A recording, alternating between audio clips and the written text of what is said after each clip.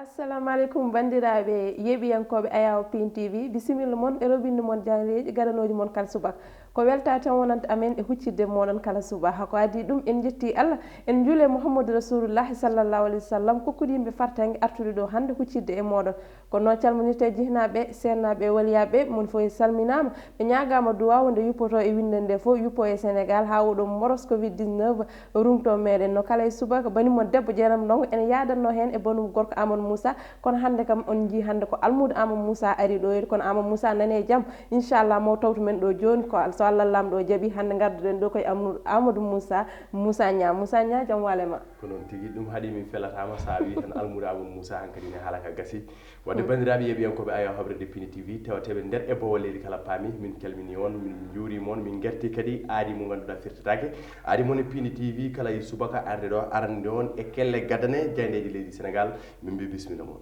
ko noon tigui Moussa Nia hande noon ko almuɓe Moussa Nia Amadou Moussa goni ɗo to wona an tan woni almudo makko ko wona ɗum ɓuuri tengtude hande e jayndeji meɗen wadde ko dudal Amadou Moussa ko dudal Amadou Moussa ko noon tigui e jaynenkoɓe leydi Sénégal ɓuuri hande artude e ganduɗa ko ngal ɗon kuulal état d'urgence oɗon couvre fo mo ganduɗa kay ko jokkugol mum ene wayno noon e kikiɗe hanki o leeli ko wanma ɗum ko Dieynaba Ndongo jaynenkoɓe leydi Sénégal garti e ndeɗon majjere walla mbiyen faljere ha hande ene tuuli haqqillaji ɓesgu Sénégal woni oɗon jayri so omo tawe hande nder jayndeji leydi ɗi ko ɗum tigui ɓuuri jojjude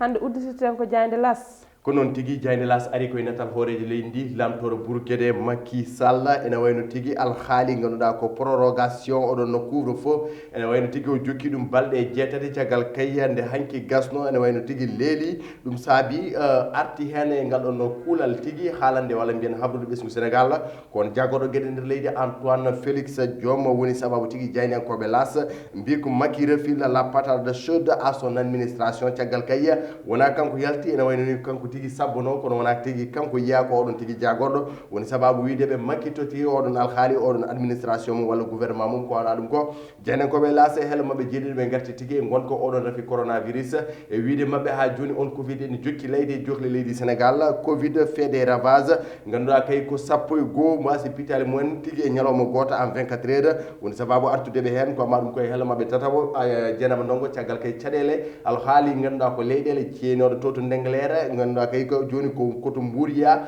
goto ko ganduɗa ko ancien des domaines mo Mbour ko kañum tigui woni e oɗon alhaali mo ganduɗa ko 4 hectares ko migmak walla mbiyen juuj ñaaj ko laaɓani tigui ene wayno ni ko haare ndeɗon woni toon alhaali poɗodiral ndiɗon leydi sa uditi heelo mabɓe tataɓo kamɓe jeynenkoɓe lasma taw hen e police suuti tigui konngui alhaali jaari so la police française concluant un figue ha joni noon ala ko laaɓi walla mbiyen on suko debbo tigui jaari so ala ko laakta ɗum wonno ko tawete e nder jayde las jeyrewat hen ko jayde les échos ko noon tigui arti koye haalulaji cotumami hakkude kaɗon landa socialiste ɗiɗon haalnan noon koye ganduɗa koye groupe mabɓe WhatsApp hay oɗon mo ganduɗa wiyete ko Mamadou Mbodjo Diouf suuti hen konngui wi tigui caɗele ɗe ganduɗa ko probléme taweteɗe kaɗon landa tigui ummiri ko oɗon secrétaire général ko amma ɗum ko kay ko goto tekkiɗo Aminata Mbengue Ndiaye o wiite ko ganduɗa ko Abdoulaye Gala Diaw o wi ko kañum tigui ko maître chanteur ko ganduɗa ko haalaji cotumami e kaɗon landa caggal kayya arrêté appiji mo ganduɗa tigui on meeɗi ardade kanon lando yo Allah yurmomo yafomo hono Ousmane Tanor Dieng e nder hello mabɓe jewɓe ɓe gaari koye natal on joom suuju hoorejo leydi ndi woni Mariam Faye Sall caggal kay jooɗade ko juuti o yiyaka ene wayno noon hanke waɗi jonde kuccodiral e jaydi hanke onon mo ganduɗa ko Ayaw habride dolerde leydi Sénégal woni RTS on hanke tigui o yiyama toon kono kay hol komɓiɗe o suuti ma en gaaro hen e ganduɗa koye jaydeji goɗɗi paaɗi arde kono kay ko suuti konguɗi kewɗi alhaali gonka makko kono kay holno wurduno ɗiɗon ganduɗa lebbi ɗi o yiyaka kanko o joom suudu hoore leydi Mariam Faye Sall maw artu hen e nder jaydeji men jayde l'observateur ko wana ɗum ko ari koye ganduɗa koye koppereje ɗe ndena lawru e wiide mabɓe 1 milliard ganduɗa kay ko faux billet taw ko biyeji 100 e ganduɗa ko 50 euros ko kañum tigui pawa junggo taw fawi ɗum junggo kay ko direction des investigations criminelles ko to mammel tigui ɓe payen junggo e oɗon chef de gang ɓe ganduɗa kay ko oɗon goɗɗo mo ganduɗa ko jibinande leydi Côte d'Ivoire pouvoir e tato tigi wonɓe ko koyemen tigi pawa jungo e on alhaali ganduɗa ko koppereje ɗi nda lawol taw kay koye koppereje oɗo ko amaɗum ko affaire Diary Sow le vrai du faux ko noon tigi jaynenkoɓe Youssou Ndour ɓe mbi ha joni noon supposé localisation makko holto wino yiyama walla lattama ɗum kala jaynenkoɓe l' observateur kolliti tigi ala ko laaɓi hen ko noon tigi ɓe gartiri amaɗum ko ɓe garti alhaali gonka covid 19 gestion couvre feu mo ganduɗa kay ko hanki tigi jokkaɗo e nder leydi Sénégal ene wayno noon ko hooreji leydi ndi watti ɗum koye junggo Antoine Félix Diome ɗum nen tawe nder hello maɓe tataw kamɓe jaynenkoɓe Futurs Médias ɓe ɓeydima yaccinade kaɗon haala ɗum woni ko tawete helloɗa dano jayde l' observateur o ko jayde vox populi addani men jayde vox populi ari tigi koye kaɗon haala couvre feu le pouvoir se perd dans les délais ene wayno noon ko hanki tigi ɓesgu leydi Sénégal sabino tigi oɗon goɗon erago walla mbiyenna oɗon communiqué mo ganduɗa ko hooreji leydi ene wayno noon wona kanko tigi sakkiti yiyede woni sababu tigi wideɓe le pouvoir se perd dans les délais ko oɗon délai tigi mo laamu leydi Sénégal walla mbiyen mo ɓesgu leydi Sénégal hokkunoɓe wona oɗon délai tigi ganduɗa kay ko horma saabu hooreji leydi ko ɓesgu ngu ko kañum tigi fanno kono kay sakkiti yiyede ko Antoine Félix Diome ene wayno noon Diome kanko on jagorɗo gueɗe nder leydi o holliti tigi on couvre feu jokkama balɗe jeetati ɗo e nder ganduɗa ko diwan mo Dakar tentide diwan mo Thiès koye ɗiɗon arrêté ji noon gouverneur uji cimti woni sababu kay jokkugol oɗon couvre feu ko maɗum ko e nder hello maɓɓe tataw ɓe garti tigi e natal joom suudu hoore leydi caggal kay konguiɗi o suuti o wi ko yewɓe kay mbino ko marɗo rafi gandi on avait dit que j'étais folle et qu'on m'avait évoqué par des soins ko noon tigo wi saabu laamu leydi ndi walla men ɓesgu leydi Sénégal wasde yiidemo hollini tigi o ala Facebook hello Facebook ala ɗum kono kadi tiwito wona gueɗe ɗe hutorto wadde so ɓesgu leydi ndi wino o ganduɗa ko o sellani kaɗon haala tigi o lattinani ɗum gonga kanko joom suudu hoore leydi no kama ɗum ko jaynenkoɓe vox populi goppani caggal oɗon suko debbo mo ganduɗa jeynoɗo meilleur élève concours général 2018 woni Diary Sow pal jirɗo to leydi France et on lycée Louis le Grand to jangano Diary Sow a organisé sa disparition volontaire ko noon tigi ɓe mbi majjere Diary Sow ko kañum tigi woni sababu majjere mum ko noon tigi kamɓe ɓe mbi ene wayno noon ɓe garti halali tourisme leydi Sénégal nene 10e position ganduɗa kay ko capanɗe 5 kay ya leydi walla mbiyen ko nokkuli puɗɗi waɗede visité ganduɗa ko touriste ne jii ɗum ko ɗum tigi woni ko jaynenkoɓe vox populi gaddane oɗo subaka jeenabanno jayde quotidien le quotidien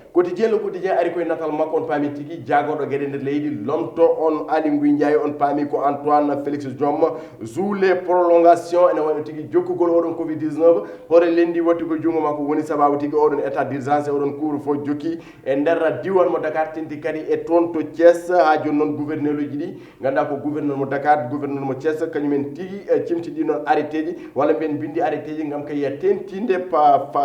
diwanuji mumen wonde oɗon couvre feu jokkama kay dawal ɗimmal wonde balɗe jeetati ko ama ɗum ko ɓe garti tigi e Daouda Ba woni baba malaɗo caggal kay nde fawa junggo e hello maɓe tataɓo jeydenkoɓe le quotidien mbi ko Daouda Ba exilé en prison e oɗo saha mo kaldetenomo tawi e nder dumbirdu caggal kay nde waɗa arrêté hande o noon kanko tigi o ɓenninama to dumbirdu kanko Daouda Ba binoɗo kone laaɗo jaroto e diwan mo Kolda ha joni noon ko maladie et réseaux sociaux éclairage Mariama Faye Sall joom suudu hoore leydi suuti kongi wondi kay deƴƴere makko ala tigi ganduɗa ko rafi keɓnoɗomo walla hayso tawi ɓesgu leydi ndi wiyatno ko marɗo rafi gandi kanko kay o tintini kala laata e gonga e alhaali ɓoggi karala keso holliti tigi wona hunde hutoto wonde Facebook wonde tiwito ala tigi ko jogui hen kanko tigi o wi koya boli makko gonno wadde ganduɗa oppude hooreji leydi ndi golliɗo no hannirta ni oppude hooreji leydi ndi jogɗo leydi ndi no hannirta ni wona tigi joom suudu joom galle makko woni hooreji leydi ɗum saabi omo yalta partout woni komi ɗum suuti hanki e aya o ganduɗa ko gendire e doola Sénégal woni RTS 1 télévision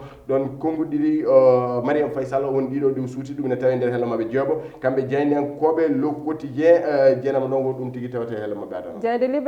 libération arti koye ganduɗa koye koppereje kewɗe ganduɗa kay koye oɗon ɓeɗon ganduɗa ko ɓiɓɓe leydi Portugal tawateɓe ɗo nder leydi Sénégal ene wayno oɗon entreprise wiite ko Dakar Neve ɗiɗon appartement uji ɗi luuno to Sirne ene wayno tigui tawate koye plateau Dakar plateau ɓe kolliti noon kamɓe kala e lewru haaɓe jooɓa kene tolno e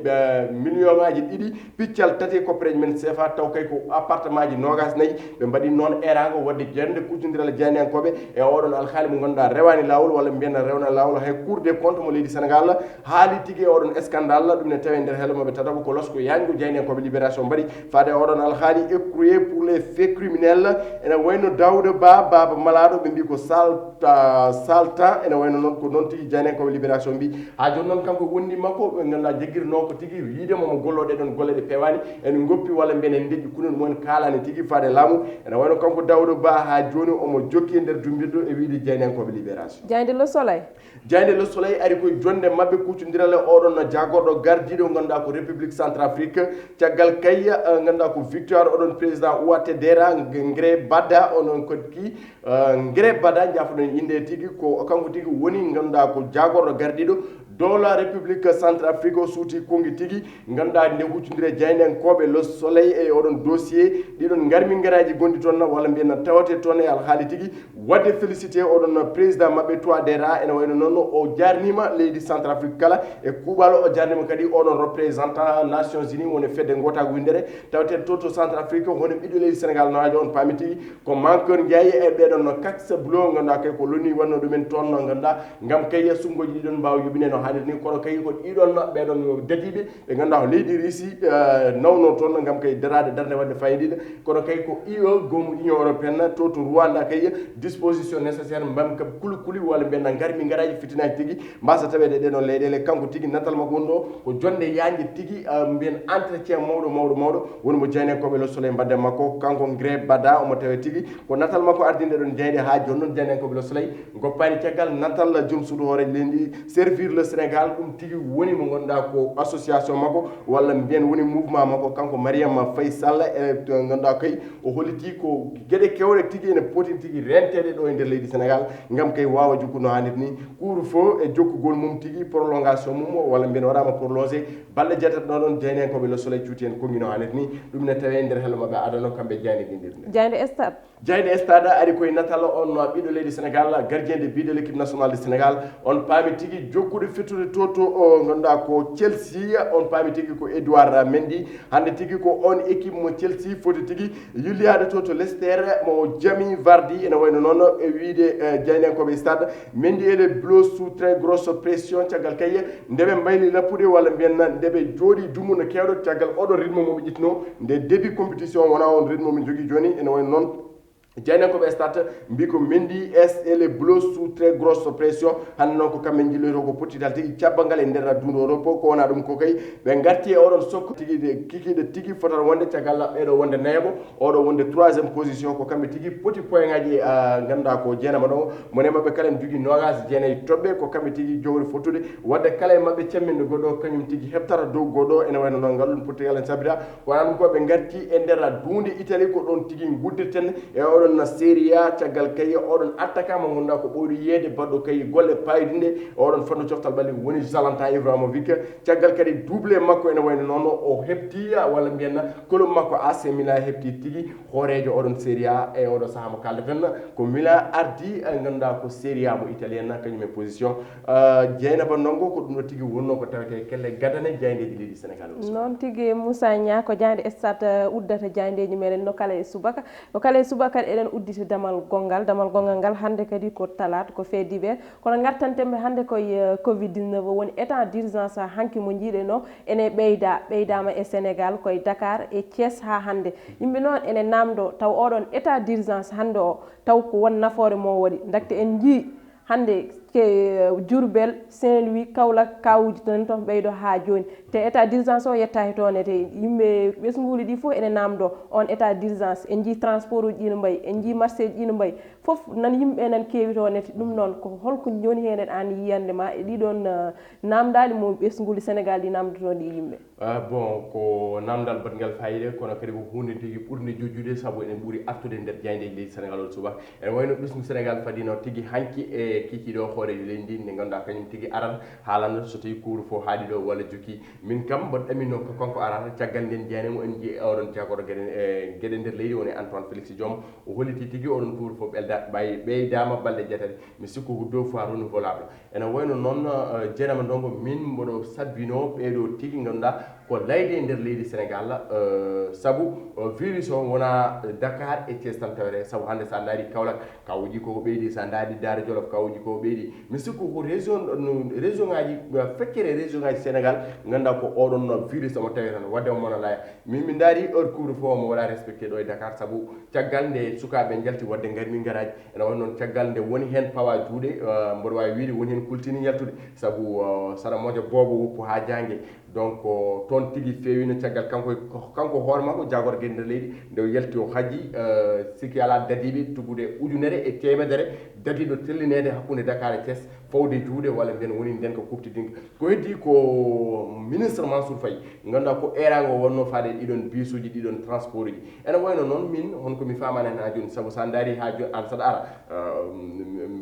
ko ndongo jetterɗa ƴettudema kalisma wadde taxi ko probléme donc sa daari e nder bisuji he ɓittodiral ngal ha joni ne jogui koɓe kalanno hen chaque jour lawƴe walla nden kala ɗumine o dara la majeure partie ɓesgu Sénégal masque ji pawre koye daade min mi sisko masque wonna koye hunu koye hinere kono dar la majeure partie donc mi sikko ha joni ko ɓesgu Sénégal fotata wadde responsabilité hayso état ƴettani peeje pellité ko enen tigui poti rewtude oɗon rata saabu hande sa daari ɓuuro tampude wiye nalankoɓe sa daari ɓuuro tampude wiye sportif a sa daari ɓuuro tampude wiye yeeyoɓe saabu sa daari 21 heures ko ɗon guddira biɗing ma donc ko probléme enen tigui poti rewtande hoore men virus mbasen sabbade laamu saabu laamu ngu waɗata ko riwtande hoore virus avant keɗen cabboye e ganduɗa ko oɗon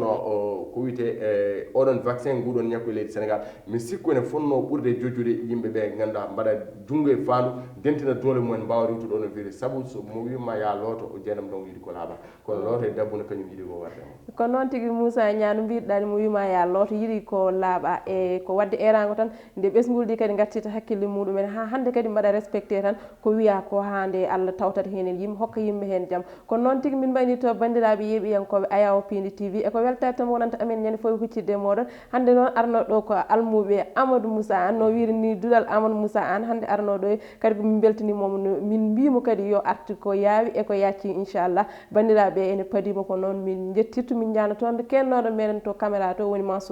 Mansour Sow ene wonde assistant mum Amadou Touré min jetti min janni Kumbis Babou ko kanko rewi ɗo yete machallah min calminimoɗon min juurimoɗon aadi meɗen ko janggo so weeli Allah